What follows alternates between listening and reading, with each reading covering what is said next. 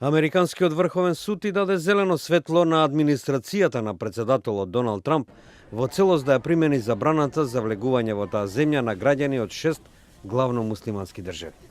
Судиите во Врховниот суд донесоа одлука дека мерката може да стапи во сила, иако пред пониските американски судови се уште се во тек процеси за нејзино оспорување. Со ова одлука не се согласија судијките Рут Бадер Гинзбург и Сонја Сотомајор, кои во составот на судии на Врховниот суд беа наименувани од поранешниот председател Барак Обама.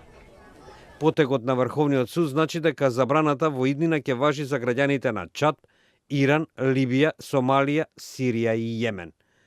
Портпаролот на Белата куќа Хоган Гидли ја поздрави одлуката, додека министерот за правда Џеф Сешенс ја оцени како значајна победа за безбедноста и сигурноста на американскиот народ.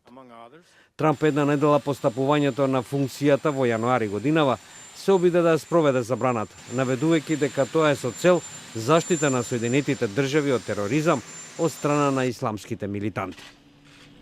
And this is the protection of the nation from foreign terrorist entry into the United States. We all know what that means.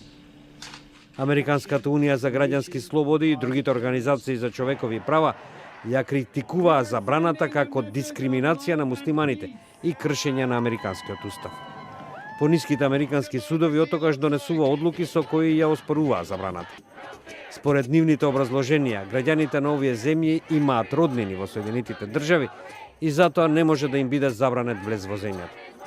Врховниот суд соопшти дека пресудите на пониските судови за блокирање на забраната треба да бидат стопирани се додека апелационите судови во Сан Франциско и Ричмонд, Вирџинија, не донесат одлука за уставноста на мерката за забрана за влегување во Соединетите држави.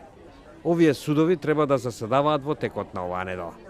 Инаку забраната на Трамп за влез исто така важи и за државјани на Северна Кореја и Венецуела, но пониските судови претходно решија дека таа може да се применува.